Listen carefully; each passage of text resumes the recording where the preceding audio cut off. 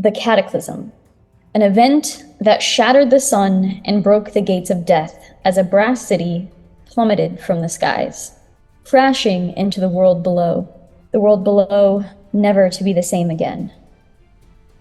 Blanketed in a perpetual darkness that never ceases, rifts torn open, portals to other realms stretching and opening our world to others. And what cities do remain must hold themselves inside of walls. Walls guarded by crackling lightning towers to keep unwanted entities at bay. There are many cities scattered among the remains of the world before the cataclysm. It's too dangerous to venture past the walls.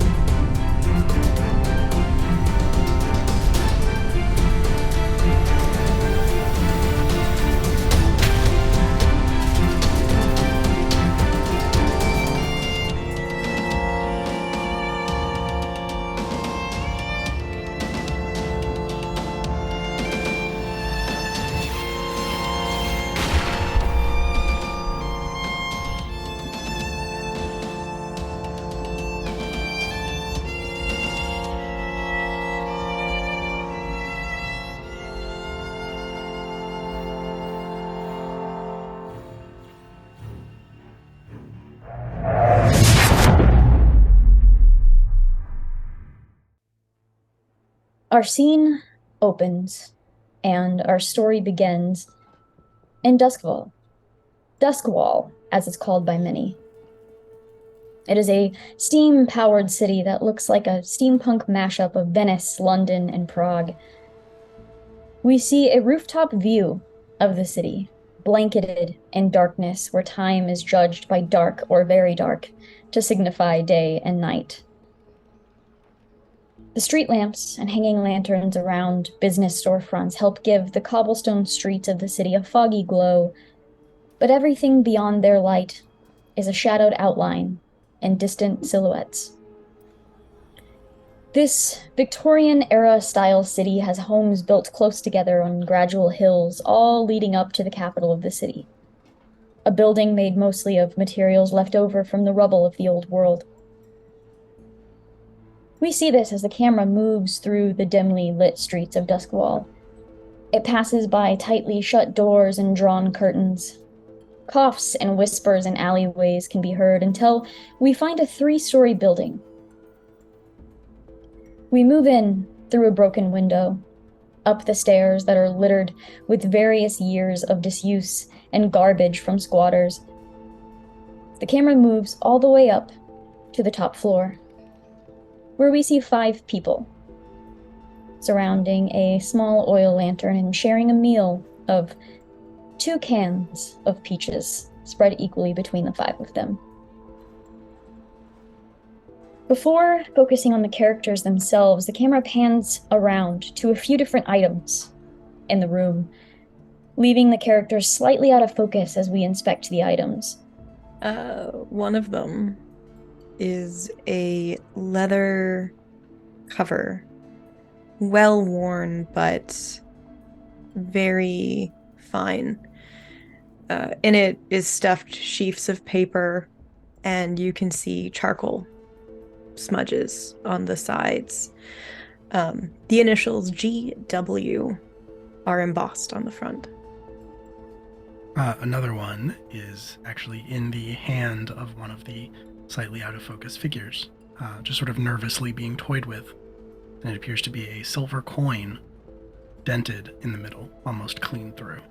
Another one of the items is also being held by one of the blurry figures. At first it's flipping so fast you might think that it's a butterfly knife, but as you kind of get a clearer picture of it, it looks like 3 bolts that are kind of threaded together, and can be like flipped around and tightened and loosened, and as you look at them there's like little like indentations on different parts of it, and it might be kind of some kind of weird little tool that's being flipped between the fingers of one of the figures. The last item is around one of the figure's necks. It's on a long cord of what appears to be a piece of leather that's been tied together and then retied together over and over as it's broken or snapped over the years, because it looks pretty old. And hanging at the bottom of that cord are several fish hooks. Each one of them has had its tip sort of ground down, probably by being rubbed against concrete, because we don't have real tools here. But there's just a bunch of fish hooks kind of dangling, and they kind of clink together in a really nice way, almost like a chime when they move. And I think we see the camera saw the one on the table first, kind of moved over, and while the figures themselves are still blurry, we see the various items until the camera pulls back to the table once again, and you see a leather belt. It looks like it's made to strap across a chest with a vial pouch that rests at the hip. And you see right now this belt of sorts is discarded and laying on the table itself. We focus on that for a moment, and then our focus shifts to see the 5 figures instead. Gracie Williams is large and not just for a woman. She has broad shoulders. Her face is a mess of bruises and cuts from various fights at various times. Her short hair is slicked back. She's wearing a pinstripe shirt and vest, kind of loose, and bright red suspenders that people only comment on one time. Slacks, sturdy shoes, and she's not saying much. Just trying to avoid bumping herself anywhere as she's eating. Turk Hancock also is not saying much. He is slight of frame, though definitely more lean than skinny. He's a little bit under 6 feet tall, even though he'd never admit that. And he has coal black hair that is kind of always looks wet. It's a little bit longer on the top. He wears it kind of slicked back. It's shorter on the sides. He has sort of immaculately cultivated stubble at all times. He's a very attractive man, and he knows that he's a very attractive man. And there is a hat kind of resting against his back. It hangs from his neck by a cord. It's kind of a brimmed hat, but it is sort of folded up on one side. And he has very dark eyes that are sort of fixed straight ahead of him at his meal.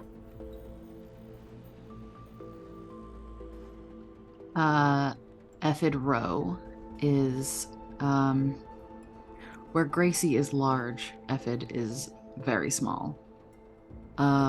They're kind of like just like a long, stringy dark hair that kind of hangs around their face, only kind of set back by a little beanie cap. A wide nose, brown eyes, cheeks splattered with freckles, a gap between their front teeth. They've got like a small scar on their cheek that looks like a puckered like rip that didn't heal correctly. They've got a little gap between their front teeth, as you can see them quickly like shovel whole peach in and pass the can. And leaned against the back of their chair, you see 2 forearm crutches that look like when they were first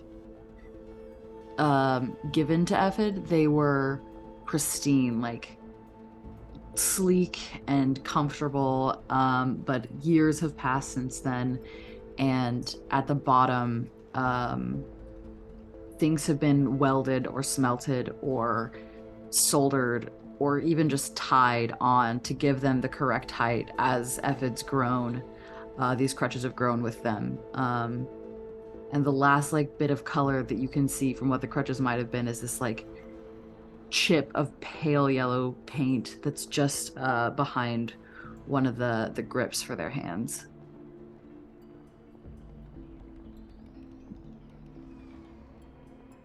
Sort of in the center of the group, running her mouth, like usual, is Fishgut.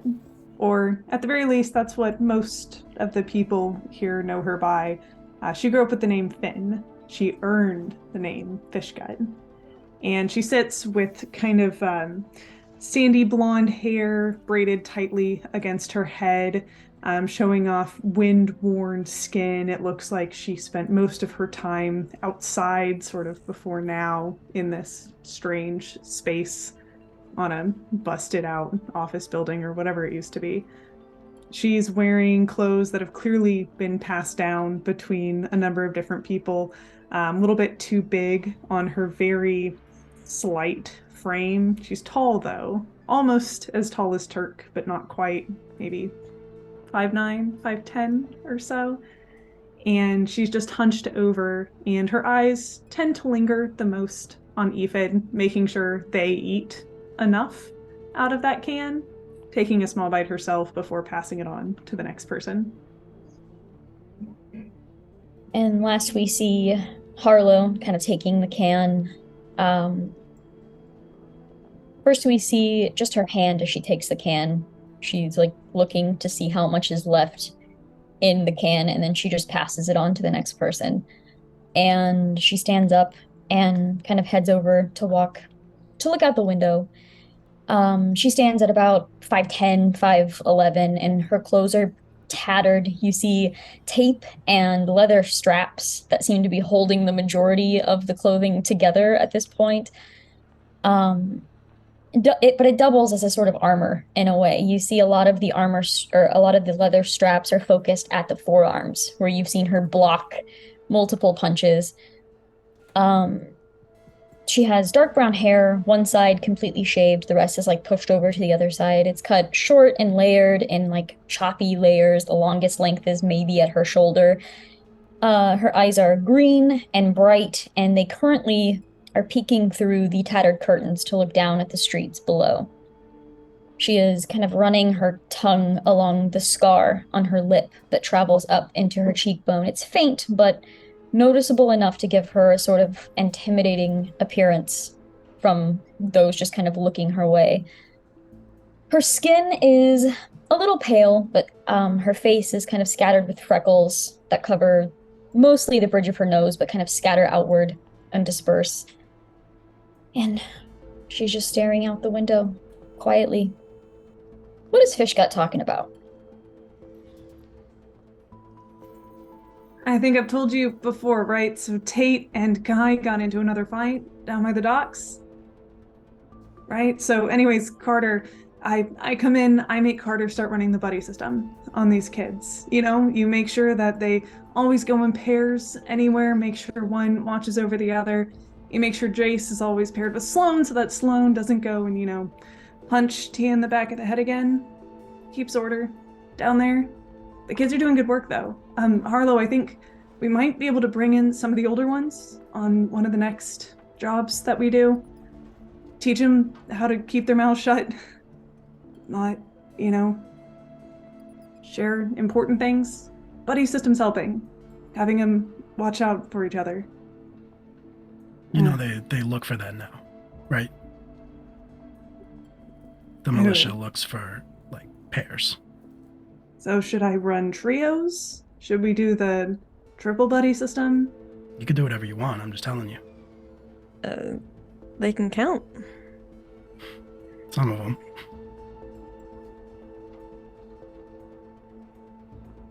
You know, do twos and threes, they would be confused if you did different iterations of numbers of, you know, they thought they were looking for threes.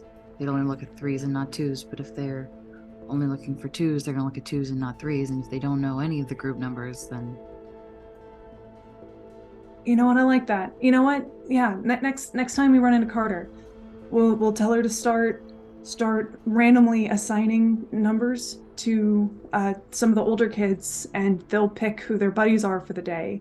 And they'll run different numbers of groups, and we'll also make sure to vary which one of the quays they're by. This is really good. Yeah. You think that'll confuse the guards? The militia? Yeah, it won't be too hard. Honestly, I just want to make sure the kids stay out of too much trouble. They caused quite a ruckus a couple days ago, trying to set up a score of their own on one of the fishing boats that came in. It went real bad, and HUD got injured, HUD got injured, so... HUD's an idiot. Anything. It's his own fault, probably. I mean, that's definitely true. I mean, I don't want to... He stole a... he had a little fishing hook that he tied to a piece of string and was hurling it around as if it was some kind of... like... He at least needs a weight on the end of it if he's going to be swinging it around like that. To make it work like literally anything. I was trying to figure out what to call it, but it's nothing, so it's probably not worth coming up with a name. It's a failure of a meteor hammer. He's not smart enough to think of the weight. As the peach can comes by again, Effie will take it and then knock their canes over, or their crutches over purposefully to get Harlow to turn around. And once she does... You skipped. No, I didn't. Yes, you did. Gracie gets up and grabs it out of Effie's hand and walks it over to Harlow. You're not any use to us if you're starving yourself. Takes the can. Fine. And you see her looking outside, and if you've walked over to the window, you see a group of militia, probably maybe 5 or 6 of them, kind of hard to tell because they're off in the shadows, but you see them working on one of the city blocks, bursting into doors and heading into buildings. And Harlow hasn't eaten it yet, but is like stabbing the peach over and over again with the fork. Look at them out there, patrolling like they're just so much better than us. You ask them, we are. Mhm. Or they are. Also, please do not make it into a pulp. Put it in your mouth first. Fine. And just put literally the whole thing in her mouth and just chewing, drops the can on the floor. You know, it's only a matter of time. What, they'll finish that block probably 3 days? And I think this one's next. Well, either we gotta move, or we gotta find or we gotta protect it somehow. I can make problems. No.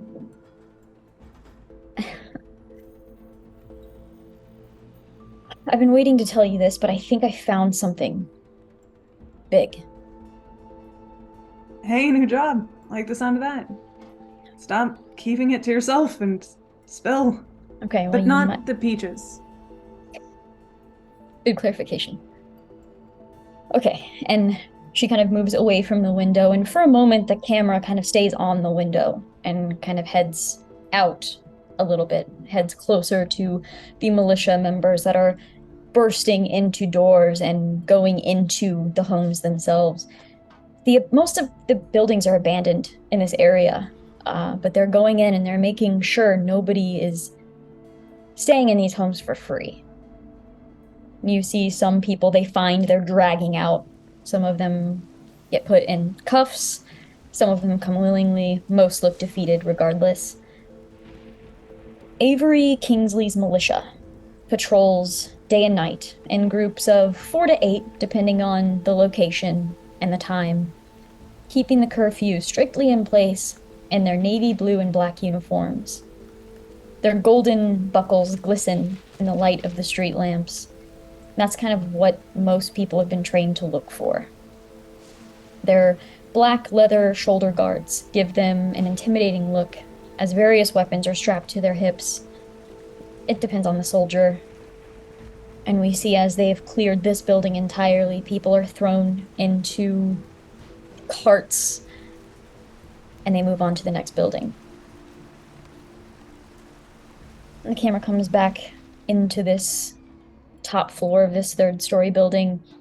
Harlow's green eyes are like flicking to each of you, as if trying to read your expressions as she talks. I know I've said this a lot, but I mean it this time. This might be the most dangerous thing that we've ever done. And we know what happened last time. Water under the bridge. Yeah? Turk, I think, will get up and move to the window and quote unquote keep watch.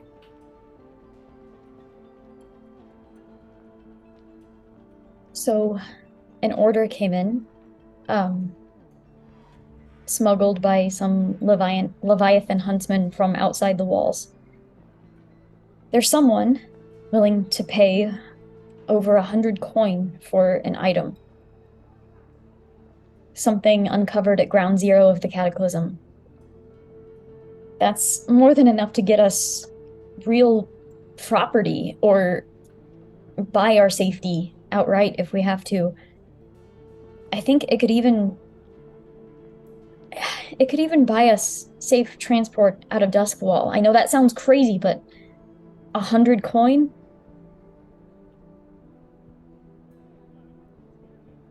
As usual, the order didn't list the item, but whatever it is, it seems important. It could be dangerous. It's all dangerous.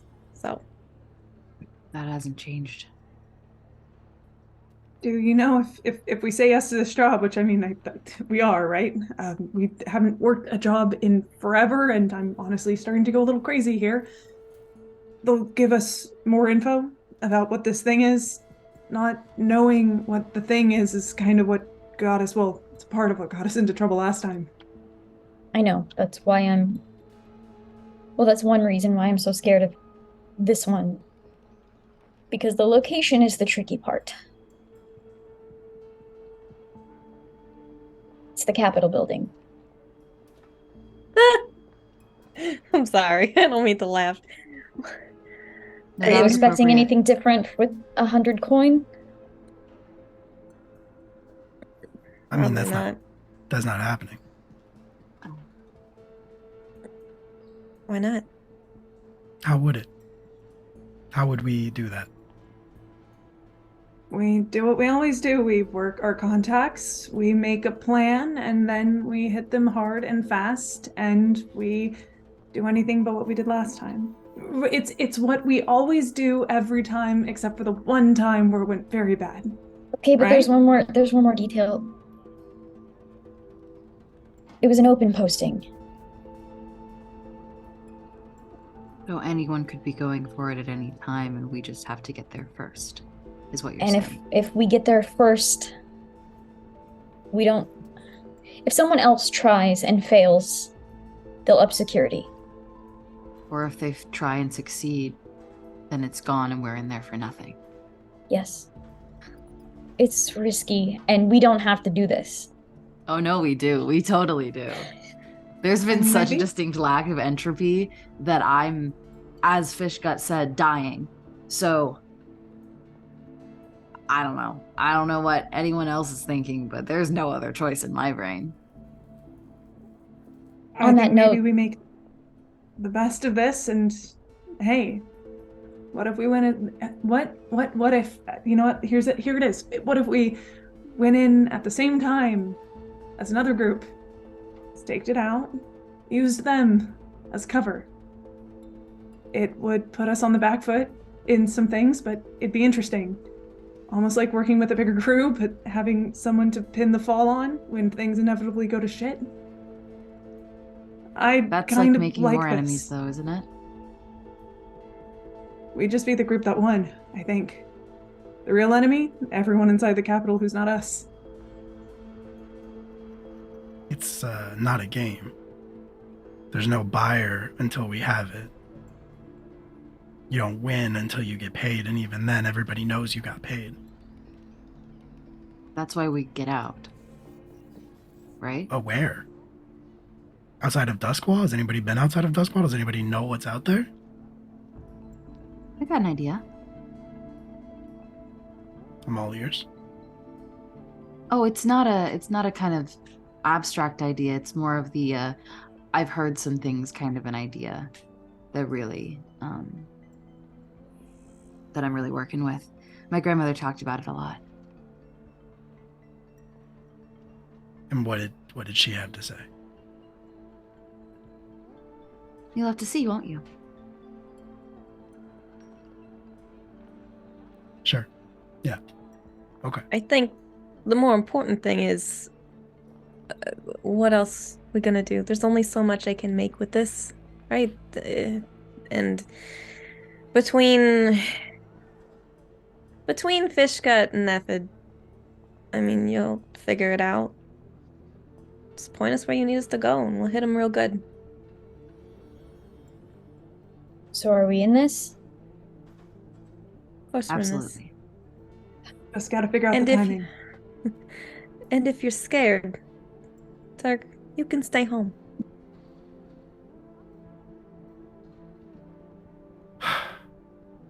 Be an idiot not to be scared. I'm not saying we're not scared. You can be scared and do it.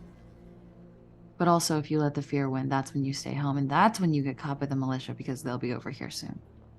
So, either way, you're going up against them. Do you want it on your terms?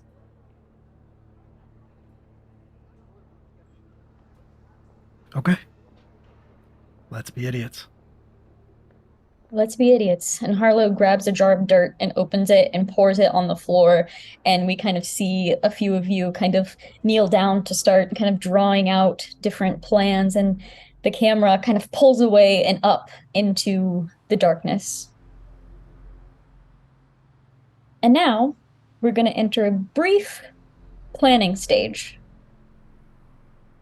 We are going to see how much information you're able to glean before the heist. Each of you are going to pick something you would like to know. Or maybe what your job, like scouting for entrances, whatever your job before the heist might be. Something you're in charge of finding out. I think it's relatively easy in that they're looking for locks, traps, guard rotations, all that kind of thing. Just learning what's between us and it in a physical sense. And maybe metaphysical, who's to say? I think for Turk, we haven't exactly gotten into it yet, but I think Turk would probably either be trying to glean what information he can from the militia, from the people who will still talk to him, or just generally trying to figure out the rotation of the guard on the Capitol building. Gracie is going to spend her time at the, whether it's at the kind of the betting rings or whatever, trying to figure out what other groups are going for it. And Fishgut is also working her contacts around mostly the docks, going to check in on the kids, of course, but checking in to also look at who are the other groups that might be moving in and when do we think they might be doing that. Time frame. All right. I would be curious if we can get any additional details of size. And maybe this is part of Ephid's, but the last job that fucked us, we couldn't get the thing out of the building. Is there a way to fix that? Because we don't know why that happened, I don't think. So trying to figure that out, because we don't want that to happen again. We need, ideally, information on the buyer would be good. Mm-hmm. And the drop. We don't want to have to hold it for any length of time. Okay. So I'm going to let each of you pick what trait you are using for the information you're trying to glean. When you make a fortune roll, you can access any trait rating to determine the dice pool of the roll. Gracie is going to be using command to try to intimidate people, which I will.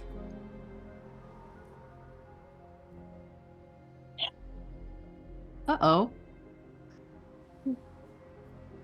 Sweet. Fishgut will be using sway. A big part of her play with this is as she's talking to people, she's also trying to convince them that she is not interested in going for this particular job because of how dangerous it is, but wants to be in on, knowing about the action. Beautiful. A 3?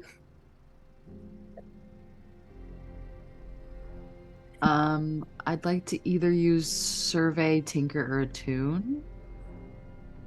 If you have any opinion about which one would be most appropriate. I think survey would work the best for Okay. all aspects that we've listed. Cool. Then Survey it shall be. I'm gonna use an orange die, actually.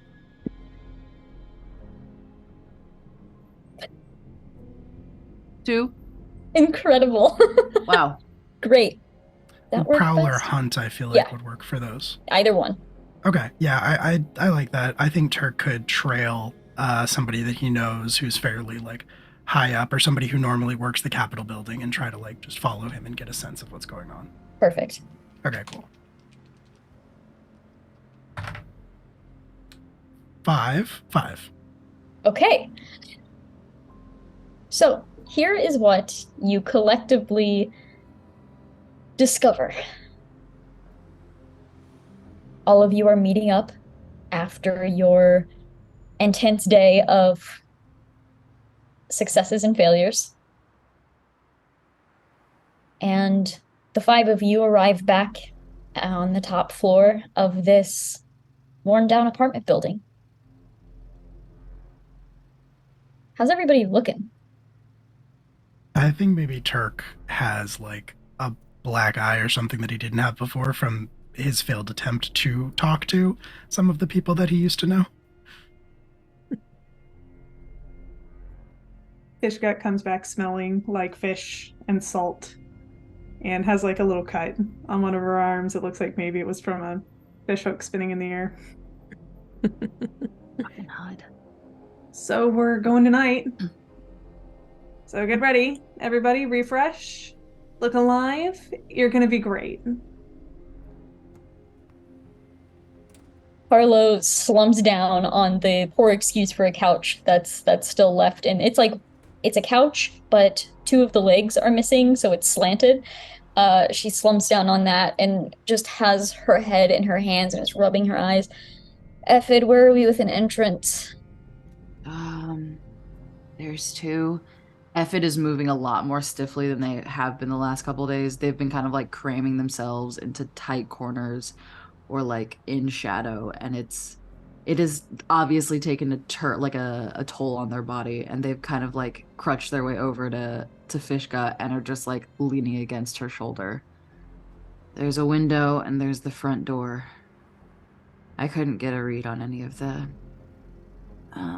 locks or traps, but give me like 20 minutes to sleep and then I think I can do anything. It's a Capitol building. No big deal. It's not a big deal. I can just unlock anything and fuck shit up. No big deal. It's not a thing. That's the spirit. See? We've already got a way in. Guard rotates about every 2 hours or so. But it's a brief window and there's more of them. Personally, I think the best bet would be to cause a distraction during the switch. Whoever causes the distraction would have the attention of a lot more of them, but at least you'd get everybody if they take the bait. You got a trio that's looking for trouble. Fishy. I wasn't quite successful on that front, but it's because people I didn't do a good job playing it close to the chest how interested we are in this one. So sorry about that, guys. We have to go tonight because a couple other groups are going tonight, or at least because they think that we're looking into it. They might have been going tomorrow or a couple days from now, but now they're going tonight because they don't want us to botch it or succeed, beat them to it. So we gotta go tonight. We're bound to run into someone. I think if we stake out on the top of a building or if we find an alleyway to look down, maybe Turk knows a spot where the guards aren't gonna see us if we camp out for a bit. We can watch those 2 entrances you found. Wait for another group. I have an idea. Best I got. I mean, I can try and make a distraction, like a trap of a distraction.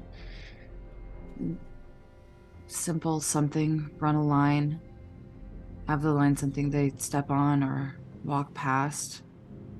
Line trips, pulls. I mean, the couch is already missing 2 legs. What's one more? Pulls a chair leg against the trash can. Big noise. Might be long enough. It's not delicate, but it's abrasive. Yeah, it's not a big window. It's just a noise. Ideally, it'd be something like a fist fight or something that they gotta break up. Or watch. And place bets. I mean, I'm good at that. Just nothing else. I think the real question is, and Turk will look at Harlow and say, what are we all going to be doing during this? The main issue is we don't know where it is in the building.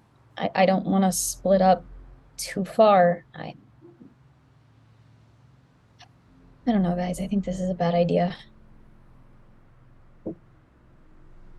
Are you Yep. you? Are you sure you're you? I've never Right. heard you say that before.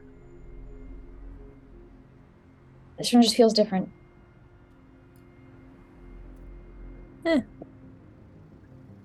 You know, I like to Got out think of maybe... balance. Yeah. See, Gracie has the idea of it.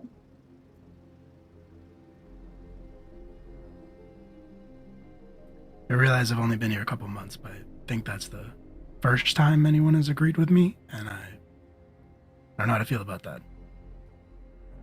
Gracie puts a very heavy hand on your shoulder and like smacks you on the back. Welcome to the crew, I guess. Knowing this is a tough one, right? It makes us plan twice as hard. It makes us be twice as careful. Hey, you know what? Maybe we could have used that before. Because when you're on the back foot, doesn't mean you don't fight. It just means you have to fight twice as hard, right? Something like We that. got this. Whatever our plan, I vote we stay together. I don't want a repeat of last time. For any of us.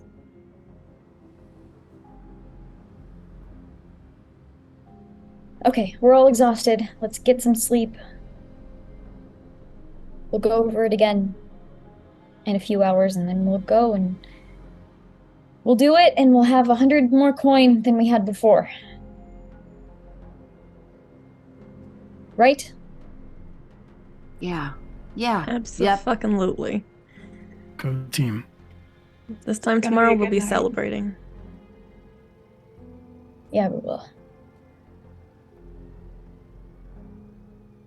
Well, I'll be over there if you need me. And she gets up and heads to her excuse for a sleeping bag that's like shoved kind of into a little closet area.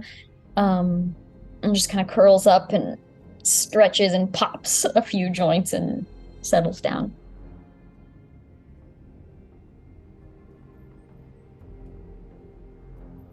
Gracie grabs the sketchbook and sits on the window ledge.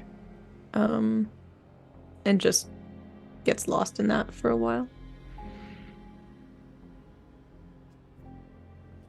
Effid peels himself off of Fishgut's shoulder and slumps down on the lower end of the couch and kind of curls up into a ball and falls asleep pretty quickly.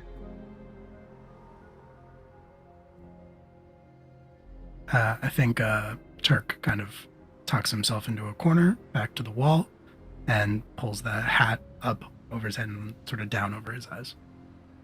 So you're not really sure if he's asleep or not.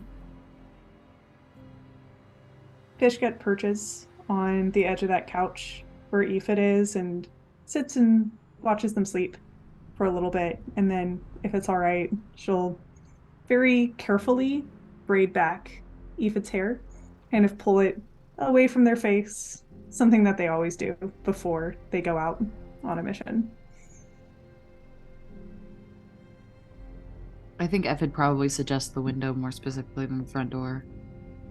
I mean, the front door would be technically, a surprise because they wouldn't expect us to walk through the front door, and the window is a little trite, but also the most viable in my opinion. I'm inclined to agree. Ain't no way they're letting this face in that door. Yeah, and you never know who might be shirking duty on the other side. Let's keep our fingers crossed for that. Okay. So I think our screen fades to black, and when we fade back in, we find our group on a rooftop just outside of the Capitol District, kind of looking in towards the Capitol building, just about to get started. What would you like to do? Everyone should make sure that they've figured out what their load is. I would also like for you all to draw a circle on your page that we are going to use to track time. Is the clock till we're caught? Clock till... You don't know. Oh, I don't know how many pies the clock should have. Aren't they usually 4? The It clock depends. is 4. Yeah, this one it's will a 4 be clock? 4. Okay. Yeah. 15-minute intervals. Gotcha. So, we see our 5 characters sitting on this rooftop, looking out. I will say you've got maybe, this won't count on your clock, you've got maybe like 15 minutes before the shift change. Is there any conversation or preparations on this rooftop as the 5 of you are kind of just hiding in the shadows? I think you would see Harlow had taken some of the springs from the couch and put them on her arms under her wraps. And she's sitting there just kind of like fidgeting with those. Harlow doesn't fidget, but she is just nervously fidgeting right now. I think he's not going to comment on it. If anybody else does, that's totally fine. But Turk, I think, is noticeably twitchy. He was not brought into this crew to be going in on jobs. He was brought in to be like the lookout and a sniper, basically. And I think he does have a rifle slung over his shoulder that he is kind of he is kind of like, he keeps reaching for it and like stopping himself. Gracie's stretching, getting at the kinks and all that jazz, and just eventually again puts like a companiative hand on Harlow's shoulder and just like, it's any other job. I got it. And then leans in a little closer and says, "You might not think you're the leader of this crew. It's not a good look for you to be nervous." Shut up. Ephid is kind of lurking in everyone else's shadow and flipping their little multi-tool kind of between their fingers, and almost looks like they're switching between what kind of like things they have on it. There's like a lockpick one, and they flip it open and then close it again because the window's unlocked. And then there's kind of like a spring-loaded one. Why do we need a spring-loaded thing? They close it back up again. They're just kind of flipping it between their fingers in the midst of everyone's shadows, trying to figure out what's going to be most useful immediately. All right, everyone, you're looking beautiful, feeling beautiful. We're gonna be incredible. Look at us. Look at us. Every one of us, either a brick or a piece of shit or sentient fish or some shit. It's amazing, right? You've always had such a way with words, Fishgut.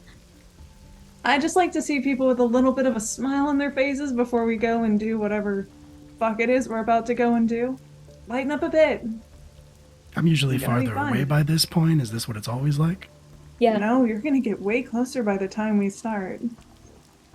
Evan slinks up in the shadow and puts their chin just over his shoulder and stares. This is how close. Get used to it.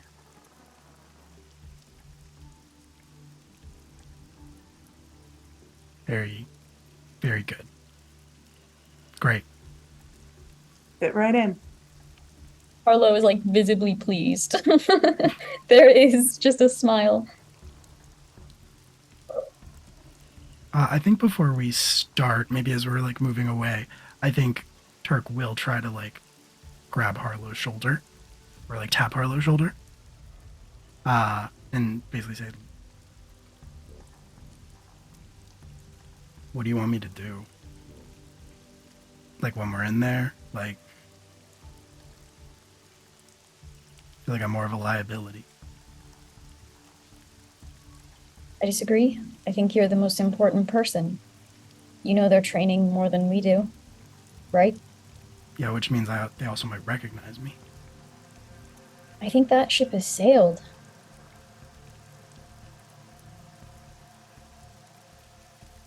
All I'm saying is there's not going to be much I can do with this, and he'll like put a hand on the rifle when we're in there.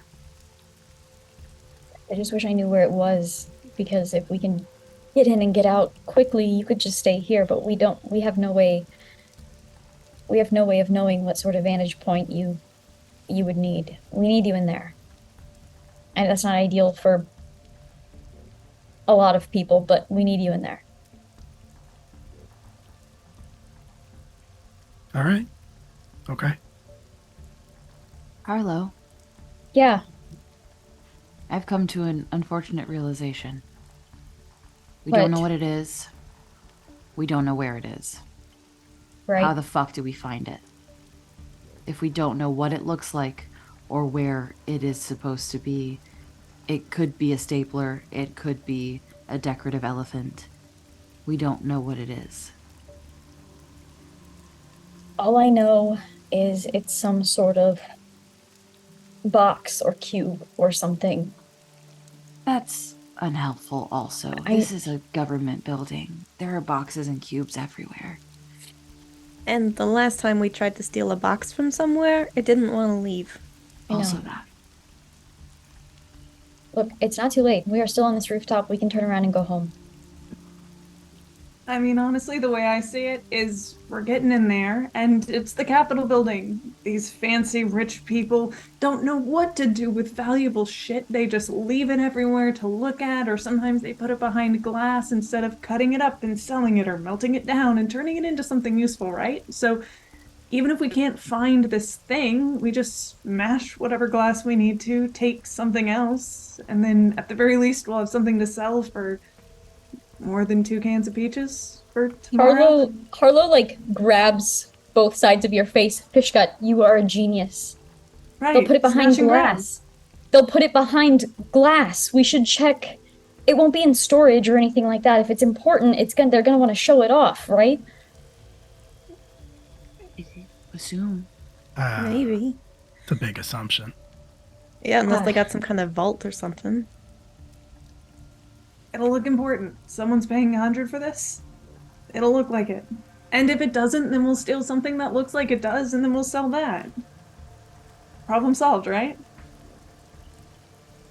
Yeah, I guess that was less of a problem than I imagined it would be. Because even if we don't find it, we will find an it. Find something. Mm-hmm. Okay, so we're looking for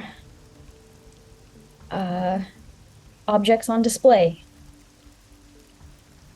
That gives us a target. Gives us a place to start.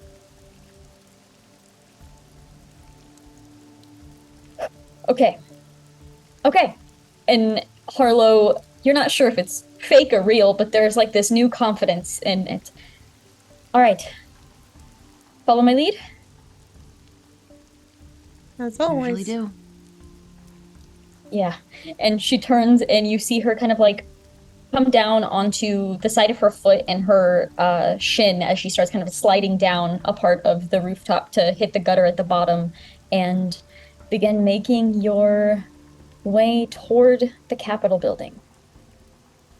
The plus side is it is raining this evening, so you do have a little bit of sound cover and visual cover. It's not pouring or anything, but you at least have that little bit of assistance.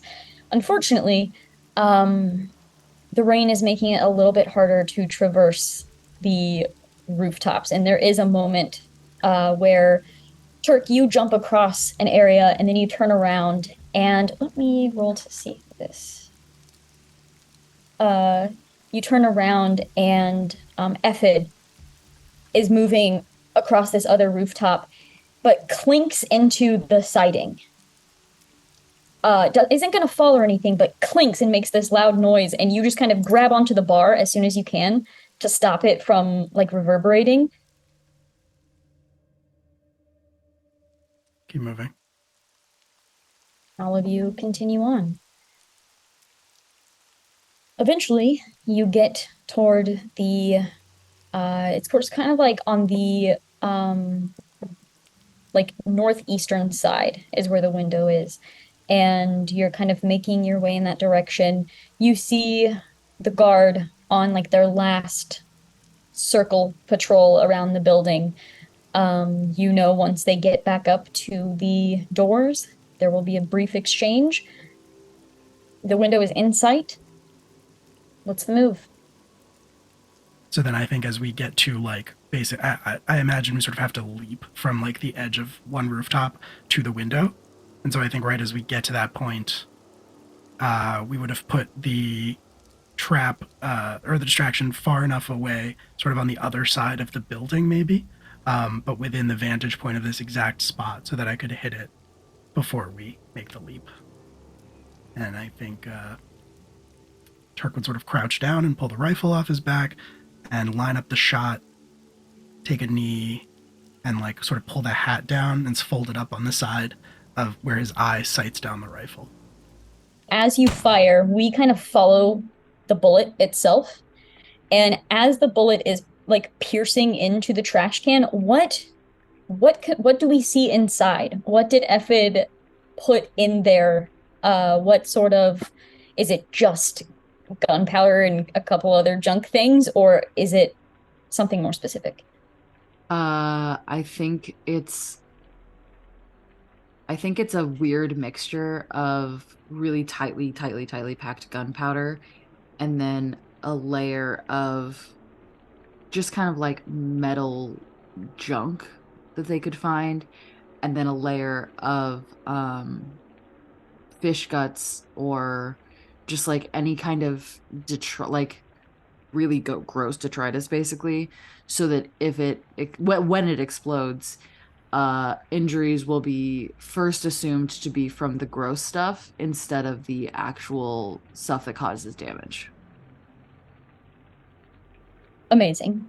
So there is the crack of the rifle, and then not even seconds pass as then you hear the explosion of the trash can. You hear shards flying out, slamming into things. You hear people beginning to shout. The distraction is in motion. And with that, you hear Harlow's boots kind of slump into the mud, and she takes off towards the window. Everyone's following after? Right on her too. Okay. Let's go. Just for fun, I need everyone to roll 1d6. Fun.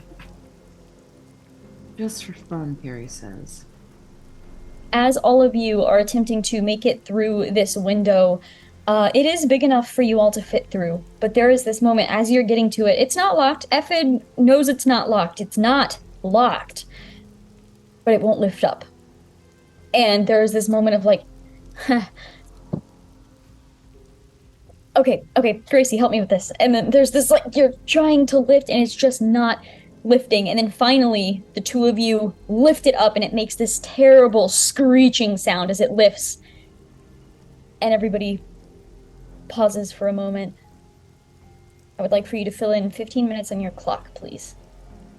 as Harlow puts up a hand and kind of motions for everybody to duck down and just kind of waits for a moment to see if anyone's coming into this area or this hallway to look and see what the noise was. And after a few minutes, she kind of peeks back up and she says, "Okay, I think we're okay," and stands up and proceeds to climb into the window. She reaches out a hand to help the next person. I'll stay out till last and just give everybody boosts. Yeah, I think Buffett will try Fishbat and go probably in goes. second, just to get a lay of the land and figure out what we need. Yeah, one by one, Harlow just grabs onto forearms and is just pulling all of you in. You're tracking mud and dirt and grime in with you, but then finally grab Gracie's arm, help you in. There's a moment where like you both reach for the window to close it, and then you both just let go at the same time, like, nah, we're not fucking with that right now. But the five of you stand and you see almost like, if you had to guess, it's like almost white marble floor in here. There is this weirdness to it, like it just doesn't quite belong, and you're in just a hallway. There are doors to your right and to your left. There are no lights in here. It's pretty dark. You don't hear anyone currently, but you also just hear the sound of the rain right outside behind you. What's the move? Do any of these doors, are any of the doors in the hallway open? Or is it all closed? They are all closed. All right, so are they marked in any way? Do any of them appear to have like a nameplate on them that might denote it's a specific person's office, or a plate that says records where they might have, boxes of whatever? Or are they just the same unmarked door? You do see plates on each of them, and as you kind of move closer to the one closest to you, you do see one marked storage, another one marked food, another one marked records. Just seems to be some sort of like mass storage hull. There's nothing wrong with picking up extra food, right? If we have time as we go. On the way On the out, way I out? think. On our way out. I want to try the storage door. Okay, you grab the knob. It's locked. I gesture to Effid. Oh yeah, I got you. If it'll slide up, pull out their little tool, and go to work and see if they can pop the lock. Is there a specific skill for that, or is that just like finesse? I assumed it would be Tinker. That's foolish of me. Ooh, you can use Tinker. I don't give a Okay, fuck. 5. Okay, I'm gonna give you a choice. Mhm. Either the lock is picked cleanly and I get to choose something to happen later, or the lock is picked, but there's a chance you've damaged your lockpick. I'll give you something to hit me with later. Why not? Okay, cool. Yeah, That's more fun. it clicks and you pull your tools out and are able to open the door. Right this way? In I go. Well done. Just, you're gonna love this. Just roll another d6 for me. 2. 6. 1. 4. We traded.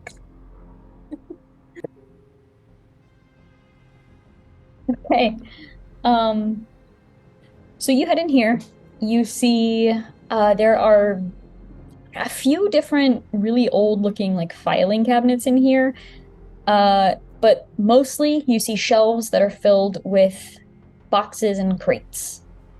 Some of them are popped open. You see various things sticking out of them. I think Ephid would be most interested in the things that you're seeing in here. A whole bunch of just spare parts for random things. Turk, you would definitely recognize some as like things you would see if you had to get like your uniform patched up. You see other like shoulder pads, different straps, weapon holsters. There are no weapons in here, but you do see a whole bunch of items. Fishcat beelines to one of the file cabinets, opens up the top one, and just starts to very quickly rifle through. She's looking for things stamped confidential. She's looking for layouts of the office. She is looking for anything that is interesting in this cabinet. Okay, I am gonna say you're looking in the top cabinet, you're looking in the middle cabinet, you're not really finding anything. You move to the lower cabinet and it's locked. Hey, Fid, I need those hands again. Okay. You're just walking around with your tool like, what can I pick now? They've definitely just been like blind scooping just like handfuls of little things and putting them in pockets, hidden pockets you didn't even know were there on their vests, and just kind of like stowing little bits and bobs from all the boxes that they pass. But they'll flip their tools and come in for the lock at the bottom. Yeah, as you're moving past Harlow, she just says, just don't weigh yourself down, okay? Never. And she heads to the door and just kind of leans against the door frame and is keeping watch. 5. Okay. This lock is a little bit different. I mean, it is a filing cabinet, so it is just, it's not like the locks you're used to picking, but you hear something pop, and you're like, okay. And you go to pull, and you just pull the handle off. Whoops. But you are able to, like, open the cabinet after that, but you have damaged it. The handle is no longer connected. That's a problem. That makes it obvious we were here. I think by the time we're done, it's gonna be pretty obvious we were here. It's all right. You got it open. Now let's see why they locked it. Carrie, while that's going on, did you say that there were uniforms? There are not full uniforms, but you see like what you would use to patch up your uniforms. Okay, got it. All right. Yeah. Okay, so you open this cabinet. You see nothing in here is marked confidential necessarily, but you see in this cabinet in particular, this is where they are keeping track of shipments in. And you kind of rifle through those. You see there are categorized by the date or how recently things were delivered. So you kind of move to some of the most recent deliveries, and you see one page. Nothing is redacted necessarily, but you can see there are definitely things that are like scribbled out in places. It's not like the official black line redacted or anything, but it's close enough. And as you're kind of looking this paper over, you see what looks like a drawing of, it just looks like a sketch, a really rough sketch of some sort of cube. You see this cube has some kind of symbol you've never seen before on one side, a different symbol on another side, and from the sketch that you can see, it looks like there's another symbol on like the bottom side of it as well. It's just a sketch, and you can't be sure, but the way the lines are kind of around some of these symbols, it looks like they glow. Fishcat will hold the paper out to the rest of the group. This thing came in a couple days ago. Looks like this might be our weird cube. And look, they've tried to scribble things out. How cute. And Fishcat will hold it up. Is there any light in this room? There are like oil lanterns, but they're not lit. But if Harlow sees what you're doing, she'll kind of motion for Turk to watch the door, and kind of head over and strike the lighter and make light for you. And so Fishgut will hold this paper up to the light and kind of look at those scribbled out areas, hoping that kind of shining a light through it will allow her to see the impression of what was like typed onto the page or written onto the page originally through the attempted redaction. Okay, what would you like to roll for this? Potentially study? Is that appropriate? Okay. I think so, yeah. You scrutinize detail and interpret evidence. Let's go. Perfect. A 2. Oh no. Don't forget, we have devil's bargains and you can push rolls, just saying. Oh, you know just what? reminding. Let's push the roll, because I think the bad thing that happens is Fishgut sets a fire in this room, which I don't want to deal with yet. So I would like to push the roll. So I'm going to take 2 stress to push the roll and add another dice, which was a 4. I will live with that 4 and mark 2 stress. Okay. So yeah, there is this moment where you're kind of holding the paper over the light and you're trying to look and see what all was scribbled out from this page. I will say with that, you are able to see there's some sort of signature. You can't quite make out the name because it's one of those just crazy loops and scribble signature. But I will say if you see that again, you'll recognize it. So you kind of take a look at that signature for who accepted this delivery or who gave the delivery. You're not certain. But you do see that it was processed 2 days ago. And it is to be placed in the artifact room. Well, there's something called an artifact room, and that's where this thing is. And you know what? Probably any other shit. This thing seems pretty small, so we actually can probably make off with more than it. Has anyone found anything about where the artifact room might be? Maybe out in the hallway. There's some kind of, directions, a map or something. Yeah, I like that. At least, hey, I think we know where we're going now.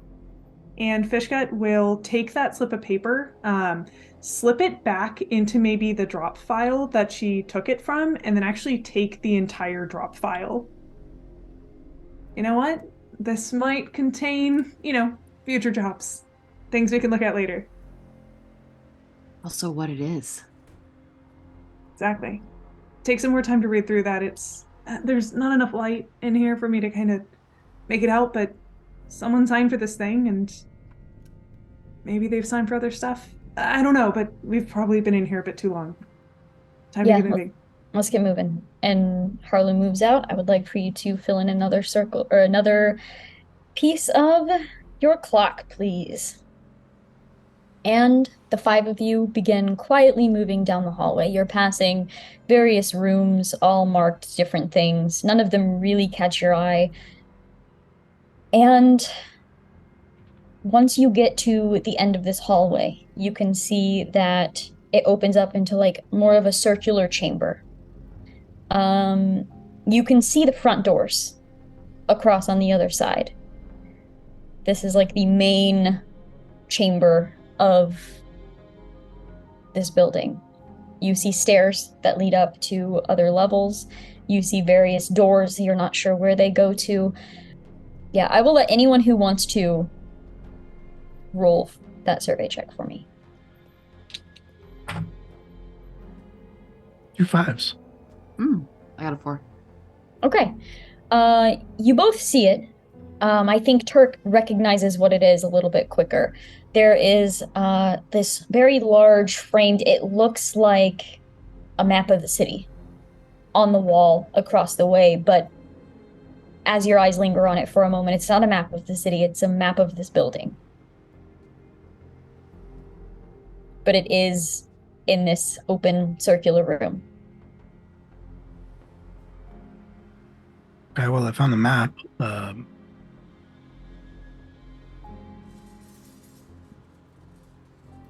All right. Harlow taps the gun. Does that have a scope? Depends what you mean. Got a sight. She means, can you read it from far away? Yeah, she doesn't want you to shoot the map. I know she doesn't want me to shoot the map, all right? Shh. Voices down, please. I'll How see do you what shoot anything? I might shoot something. We'll see. Keep talking. Can I see it from here? Can I try to study it from where we're standing? Yes, you can. Okay. Would that be study? Yes. Turk has very good eyesight. Maybe. We'll see how I roll. I got a 4. Okay. Turk has medium good eyesight. Okay, so I'm gonna give you another. I'm gonna give you a choice, like I gave Effid earlier. You can just see this, and I get to do something bad later, or, you see 2 potential places that this room could be. Okay, it's a heist, so I think the 2 potential places option is the most interesting. Okay. Because it's a little hard to read from here.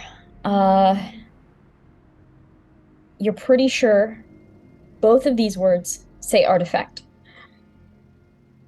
Not entirely sure what the word after that one is, but you see one is on the 2nd floor, and one is in the basement. Okay. Maybe they got a couple artifacts. I don't know. There's 2 options. One's on the 2nd floor. One is in the basement, which is where I would put a historical, one-of-a-kind object from before the cataclysm if I had one, personally. But if you want to show something off, you don't put it in the basement. You put it upstairs where people actually go. Maybe. Maybe they don't want people to know they have it, though. Yeah. Seems We're not talking about secret like a if piece they of cross art or a things out to keep it statue. secret.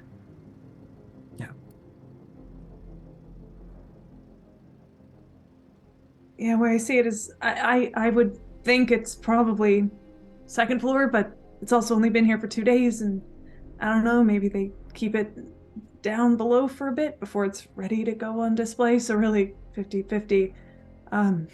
Anyone got a coin? If they crossed things out, I think it would be more likely that they're trying to hide it rather than put it on display if they're trying to keep information about it quiet. That makes sense. That's a good point. They try to scratch out everything on that note. We start down and work our way up if it's not there. Better than flipping a coin. This at least feels logical, even if it maybe isn't. Do we see stairs? You see stairs going up, and then you see kind of a doorway that you would assume would be stairs leading down. Harlow also, listening to all of this, is nodding and says, "We don't know what it looks like down there. We don't know what security is like down there. We need to assume the way in is our only way out. Just keep that in mind and be ready."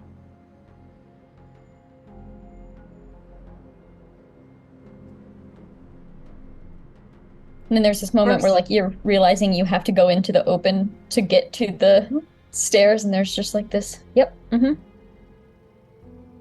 Okay. Gracie ain't scared of shit. And I follow behind Gracie and set a trap at the top of the stairs using my bandolier. Okay, what does that look like? I think it's another. I think Effid's been really into tripwires lately. You know, they've had like a couple different ones, special interests of trap in the past, but you know, pressure plates are harder to come by under quick circumstances. So I think tripwires make the most sense in this kind of an instance. So I think they're gonna put put a thin wire across the bottom, and then just have on one side as like with a latch, it's a big like heavy piece of metal, and on the other side it's a vial of just plain old like grease that'll hopefully smash with enough force to spread it out along the top of the step and have someone fall down and already be prone by the time they hit the bottom of the stairs, so we can, one, hear them, and two, have an upper hand. Perfect. So Gracie heads over, Effid heads over, and kind of starts setting this up immediately. Turk, Fishgut, and Harlow are still kind of on this other side of the hallway, and all of you hear quick footsteps coming from the stairs, coming down, coming into this main area. What is your initial reaction to this? Multiple people. You hear multiple footsteps. Is the doorknob, is it locked? No. I'm gonna turn it and then just yank Effid inside and close it. Not like hard, but Yeah. Fishgut will kind of starts to lurch towards Ephid, but sees Gracie pull them both into that door. So Fishgut will kind of turn back around the corner that leads into the circular area, pressing her back against the wall, and is trying to look and see if she can see those people coming down the stairs. Okay, and yeah, I think Harlow, like, just back to the wall, tries to make herself, like, as small as possible up against it. I think Turk's instinct is always to go up if he can. Is there like a column or something? Yeah, I think there would be almost like, you know how like those big gaudy columns that then have like the little ledge up at the top for Exactly. absolutely no reason. Yeah, there could absolutely be one of those. So there's this just quick moment, you hear these footsteps. I would like for Turk to make some sort of roll to climb up there. And I would like for Fishgut to, you're wanting to look. The word is escaping me. Prioritizing. What are you prioritizing? Seeing the people or not being seen? Seeing the people. Okay. All right. So go ahead and that's survey, I think we decided. And then Yeah. Harlow is trying to hide. 5. So Turk is also hiding, just in a different way. So I rolled prowl. Is that okay? Yes, absolutely. Cool. All right, I got double 6s. So Oh, hell yeah. yeah. Very scared that I was gonna have to reroll that one. Awesome. Harlow also got a 5 for hiding. So there is this almost like scuff in the hallway with as Harlow goes to lean up against this wall and feet still, I mean, muddy still. There's this little slide of her foot, and then she just makes a face and gets back up against the wall. Luckily, they also seem to have muddy boots, as if they were like coming in and out, and they are running down these stairs. You get a look at 3 guards that are coming down. They seem to, they're definitely carrying more weapons than they could use. They're definitely bringing weapons out for people, it seems. You see many kind of around shoulders. They are holding rifles in their arms, and they are running down. There's a brief moment where one of them glances over in your direction, and I think as they are glancing, you feel a hand on like the back of your clothes just kind of pull you back a little bit, just out of the way, as they glance over and carry on to the front doors. You see them rush out. They're not even bothering to close the doors. The doors are open. You hear shouting outside, and then you hear gunfire as some sort of altercation is happening outside. At the sound of the gunfire, Harlow's eyes get a little wide and kind of looks at you for a moment, Fishgut, and then there's this... Where the hell is Turk? He's, I'm sure, fine somewhere. I don't know, but Double the guards sixes, we have no idea where Turk is. He's gone. you know, the guards didn't change direction, so probably it's fine. Hey, but look, I think one of the other groups just showed up. Turk drops down from the column, landing completely silently. Oh. Are the guards gone now? Did they? Yeah, the fully guards clear? have exited, yeah. Sounds like the competition's here. I think so. That means it's time for us to get, we gotta go catch up. Yeah, don't slip on Effie's trap. And Harlow rushes over to the door, keeping a mindful eye on the trap itself, and gives just a light tap to not freak the two of you out. Step carefully. If you set it off, we're in so much fucking trouble. I'd hope so. You get the doors open, step over the trap, and begin quietly making your way down the stairs. It's very dark down here, and I think Harlow's lighter strikes again just to give you that little tiny bit of light just to watch your footing as you're heading down these stairs. On one hand, the darkness might be a little encouraging because there are probably no guards down here to see you.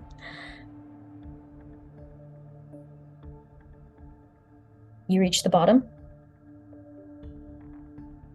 Smells musty. It's definitely like a basement smell. What would you like to do? Your vision is not great. Any more signs with like arrows or anything like you see in like an office? No, it almost looks like you're in an entirely different part of the city almost. It's just dark and dirty down here. It doesn't look well maintained. You even, as you kind of step in a little bit further, it's not a splash, but it's just the floor is a little wet in here also.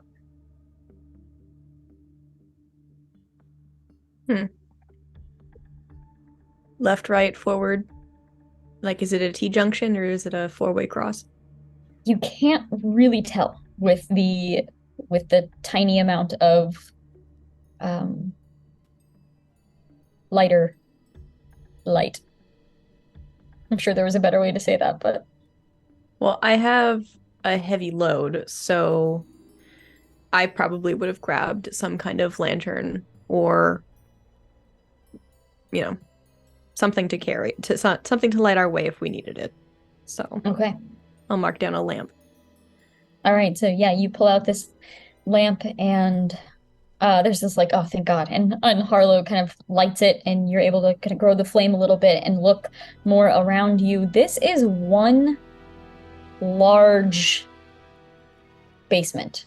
There are no other rooms down here. You see pillars, support beams everywhere, and absolutely no organization. You see boxes stacked. Some of them, the wood is rotting away. There's almost this moment of, this is not even the same building that you were in before. There's this just weird feeling down here. I might want to take back that thing I said about the thing being in the basement. Huh. No, I don't think I that would put it because down it's here. weird. This is...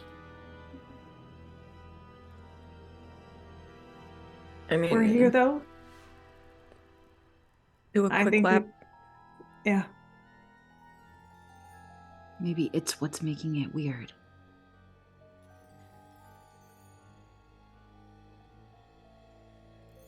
A ghost. You no did such thing have as strange ghosts. symbols on it.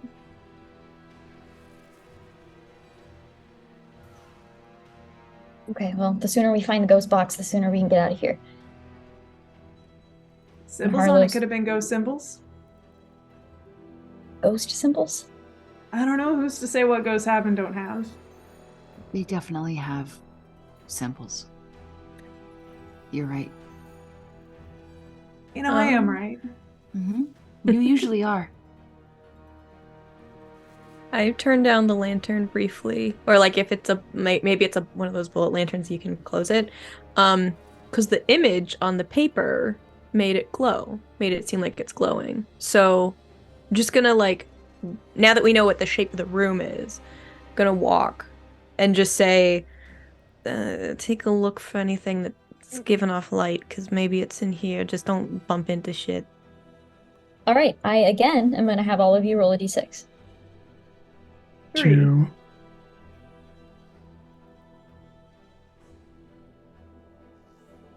I don't even know why I bother rolling. This is incredible. I can't wait to show you my notes. Amazing. I would like for you to fill in another portion of your clock, and all of you begin looking around this room. It's terrible. There are pieces of the floor that feels like you're just stepping straight into mud. It like squelches as you pull your shoe back up.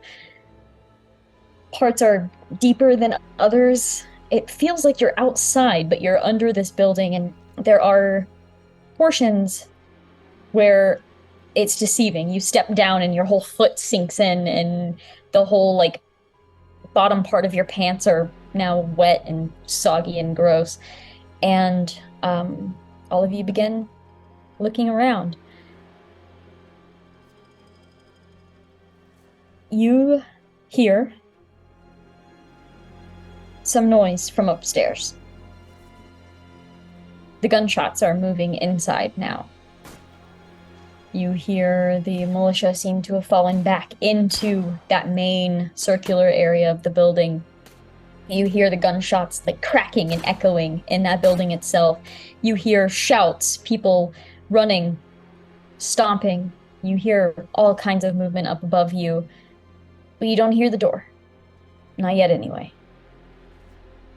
And you definitely don't hear Ephid's trap go off. So you continue to look. I would like, whoever would like to, actually, if you can argue even a different stat that you would like to use to look around for this thing, or if you have another goal entirely, let's roll that. Harlow is going to just be looking. At this point, hearing all the chaos upstairs, she's not even worried about like keeping boxes in good condition. She's flinging things around, trying to find a glowing object. And in that case, I'm gonna roll wreck to just start opening boxes Hell to yeah. see if anything's in there. And I will look for things that are not just the thing we're looking for, that just look shiny and expensive.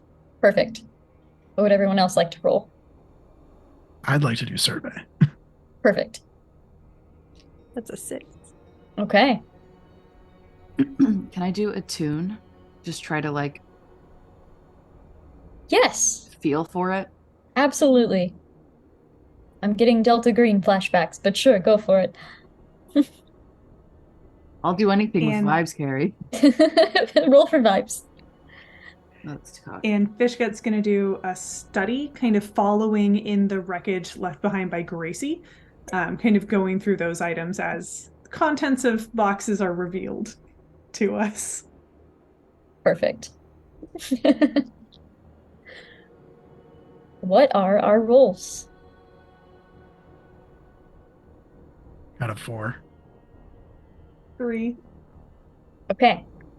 There is this brief moment of just chaos as all of the sound happening upstairs. There's this urgency, and between Harlow shoving boxes over, Gracie just flinging boxes aside, ripping them open, looking to see what's inside, snatching a couple of things. Turk hasn't moved and is literally like eyes scanning the area, looking through the chaos, seeing through the chaos. Ephid, there is a moment where you're not seeing anything glow. Nothing is glowing, but as I think Harlow's on one side, Gracie's on the other side, and as they meet sort of in the middle, they both like almost together rip open one of the boxes, and you're looking at that box. That box is... It sounded different when it was ripped open. It sounded like the dampness down here hasn't quite gotten to that box yet. And there's this jump of excitement. Turk, your eyes shoot to this box.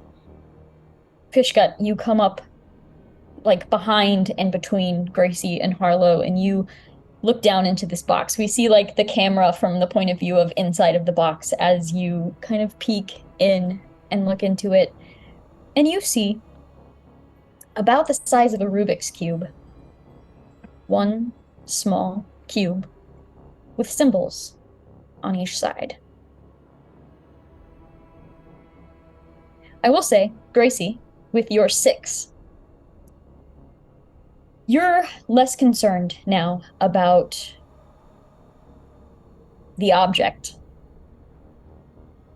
But you can see this box is stacked on top of another box. And as you have kind of like ripped this apart, these 2 boxes are stuck together. That is what you notice. When you say stuck together, do you mean like literally they are like I removed the lid of this one and it didn't shift because they're literally stuck together? Correct. Is it in like a bed of hay or anything, or like is it resting on something? The little Rubik's Cube? It is on like a little cloth. Okay. I'm gonna like wrap it in its little cloth and hand it to someone else, cause whatever. And I'm gonna tip it to get whatever else is in there. Okay. Who takes the object? That makes I sense. think Right. Effet kind of makes their way over as soon as the box is being opened and is already trying to like see what all the symbols are and see if they're like matching ones or just like pattern recognition mostly right now. Oh, yeah, just kind of looking it over. And for no reason specifically, what exactly are you doing, Gracie? So I'm not literally like table flipping, but I'm gonna lower it down so it's sideways, to see if I can like dump it out gently. Okay. So as you are kind of grabbing onto the box and you go to move it, you hear a click. Cool. I stop. Check. What was that? Trap. Should have seen Did you that. trigger it? I heard a click. The rest of you get back. I got this. How do you What do got you mean? this? What do you mean you got this?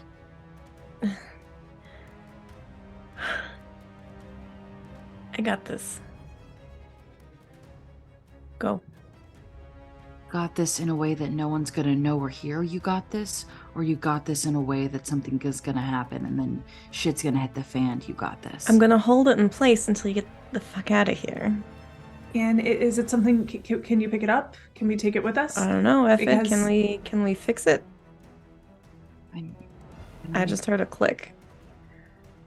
And I start investigating around and see what I can see about like the trap and see if I can do anything to minimize it, or I don't know. You can. This is going to be a group decision.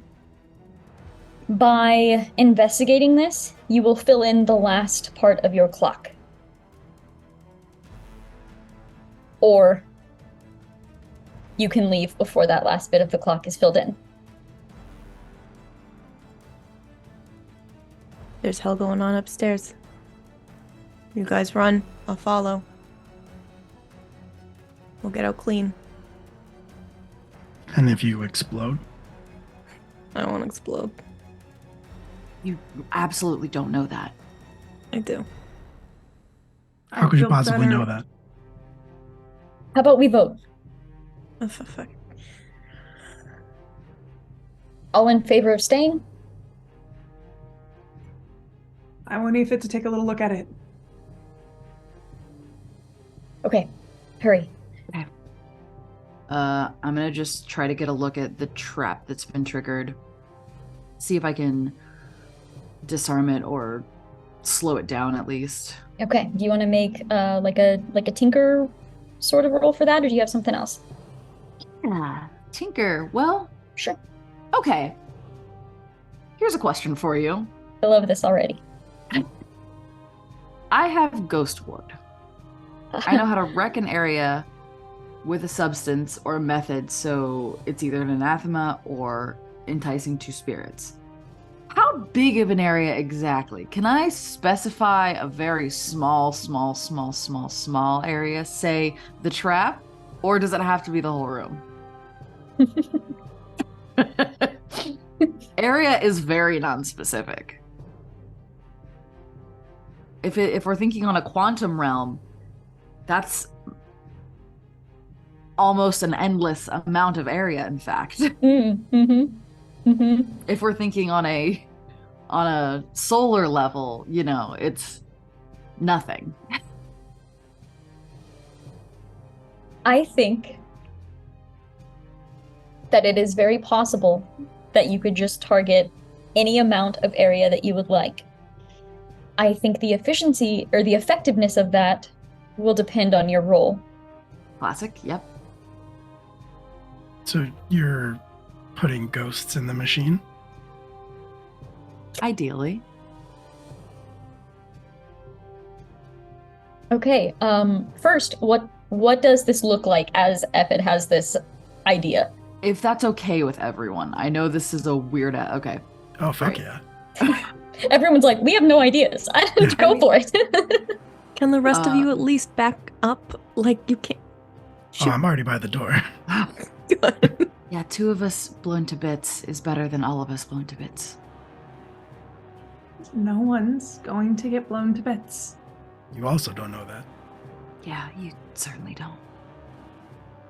I'm gonna leave it real hard, and then we're gonna call it, I don't know, a special little magic of believing when it becomes true. No one's getting blown up. There's no such thing as magic. There is. There I mean- definitely is. Okay, this isn't helping.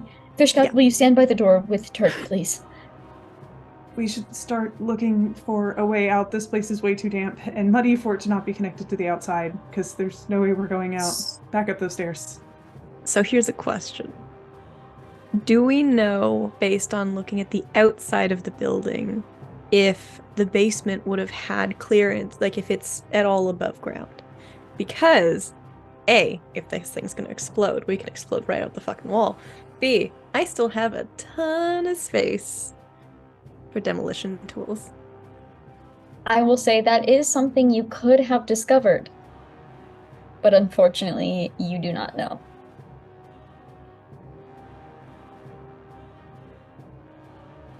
So I roll... What do I... Is it a tune? Yeah, I think that is Wow. what would fit best for this. Before I roll, I guess I'll describe it. As you all watch, Effid just starts whispering under their breath in a language that maybe you don't necessarily know. You've heard them kind of like mutter songs to themselves in it in the past. But this sounds like it has a flow. Like there are common elements to it, almost like a story. And as they do, kind of like gray swirling little like wisps of not quite something alive, but almost start shooting down into the trap. Turk crosses his arms over his chest and says, again, but a little less convinced this time, there's no such thing as magic. I rolled a 6. Amazing. Finally. As you watch all the little like wispy bits of memory, story, life force, whatever it might be, kind of sink down into the trap, you can see tendrils of it kind of like pushing through. Was it on the ground or was it on another crate? I can't remember. By you doing this, you will know the trap itself, the pressure plate is under the box. Okay. So that is what clicked. it starts kind of like sinking into the ground around the plate, and it almost starts to like weave tendrils up over top, so that the pressure, like the same weight of what the box once was, is now on it and held, but by like wisps of smoke, basically. There's this moment of, okay. And Harlow just kind of nods and is like, all right, you're right, and points to Fishgut. We need to get the fuck out of here. You guys seen anything along the walls? Maybe there's a crack of water where we can figure out it's coming from outside. I will definitely look around. Okay. Yeah. Go ahead and roll that. As you are looking, you do hear the basement door open. Turk, you're still kind of standing over by the stairs. You spot what look to be cellar doors. They are barred over on this side, but you see cellar doors, and as you see those and point them out, you hear the basement door open, and you're here at the base of the stairs, and you look up and you see the door open, and two not militia members beginning to move to head down into this area. What's everyone's move? We go. I'm I putting stay- the cube in the insidest pocket I have. Okay. I think I'm going to mark. I'm going to mark load. I'm going to mark one load, and give myself. So I'm going to sort of sling the rifle back over my shoulder, and Turk is going to reach, like sort of into his coat, and pull out a pistol, and is going to shoot up at the two people standing at the top of the stairs. Not necessarily, if he hits them, great, but mostly he is trying to get them to like dive for cover. Okay. I think Harlow, at the sound of kind of being pointed to those cellar doors, Harlow is taking off towards that and just ripping off the lock, shoving the door open. You hear it's raining a lot harder now, and the rain is starting to come in. What are Gracie and Fishgut doing? I'm dragging it. Turk probably gets his shots off, and then I drag him. I stay like back of the group, but I will say to Effid, once they get down the stairs, can you release the trap? Oh yes, that was absolutely the plan. Fantastic. So I'll usher everyone out and go up last and shut the door. You have a better memory than I gave you credit for, Gracie. I got knocked around a little bit, but it's not so bad. Fishgut is walking backwards with kind of their eyes towards the two people coming down the stairs. She thinks this might be another squad trying to make a hit, and is trying to see, you know, are these people I recognize? Is this anyone I talked to previously? But as she's backing up, she's kind of closing with Harlow and the rest of the group towards the cellar. Awesome. All right, Turk, what was that roll? So it looks like I can roll hunt. I think. Okay. Especially since I got the drop on them. That is a 5. Okay. There is this moment where you definitely would have hit them, but you see their foot hit Effid's trap. And you hear the glass shatter and the grease kind of spread. And as they step on that and slip, they begin doing that thing where like their heels are hitting the stairs themselves as they are falling down, kind of lunging out, trying to grab onto the stair railing. You fire and just barely miss them. The shot goes off through the doorway. The second person does kind of dive for cover on the other side. And you hear, after they dive for cover, you do hear another gunshot from the militia outside, and the sound of it hitting that person. And that person kind of like slams up against the wall and comes down. The one that is currently falling down the stairs, however, they get about halfway down before they cling onto the stair railing. Fishgut, you get a good view. This is Carter. And at the moment that this happens, Gracie is pulling Turk over to the door.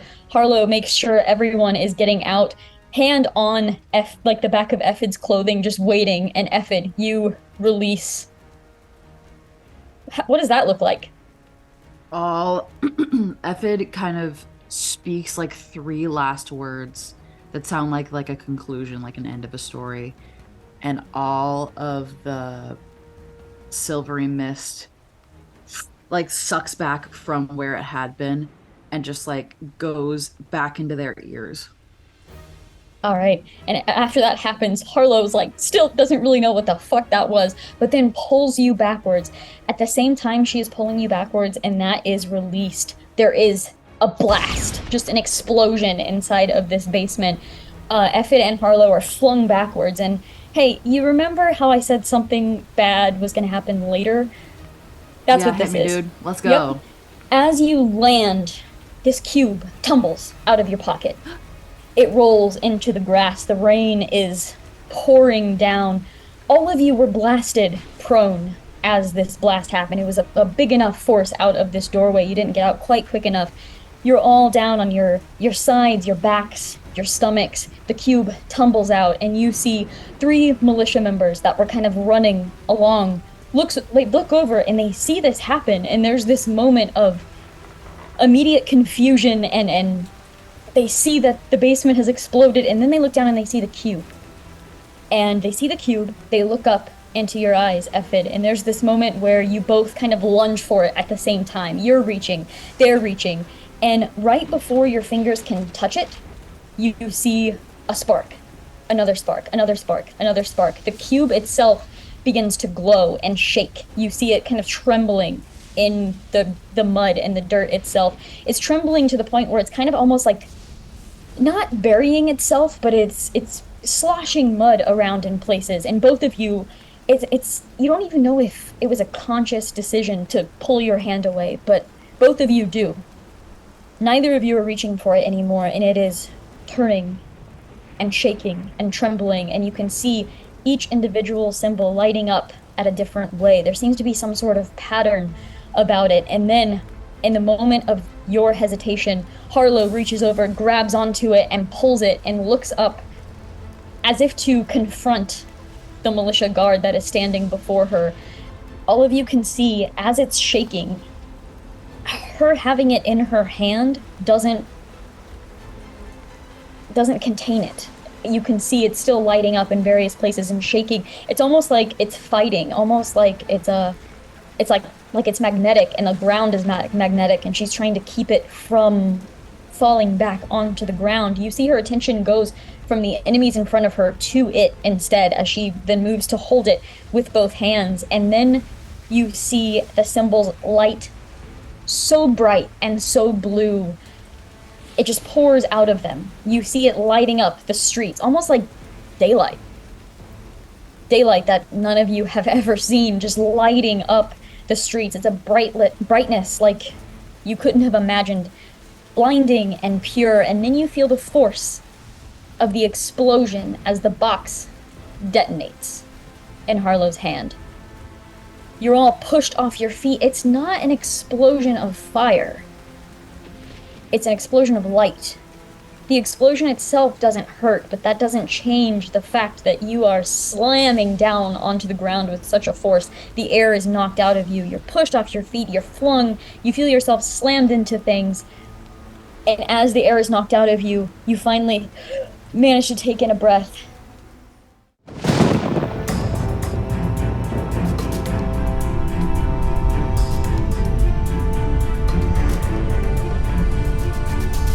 It could be a decorative elephant. We don't know what it is. I just need to know why Lev's brain went to a decorative elephant. The My fuck dad is an had- elephant? My grandmother had a bunch of little. They're called elephants. They've got these long noses. And they can pick things up with them. They've got big ears like fans. Man, the old world was weird. Yeah, they're Yeah. beautiful though. That's the most made up shit I ever heard. No, my grandmother said that was on the outside. Elephants.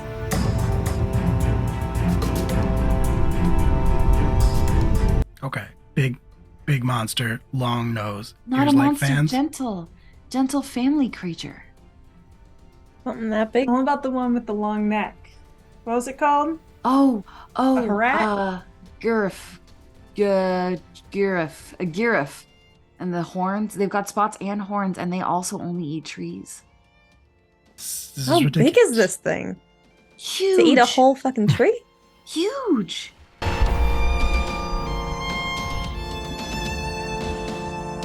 It's Yeah, real. okay. It's Sure. real. All right. I bet All there's right. a horse covered in stripes. Let's go. Yeah. How did you know?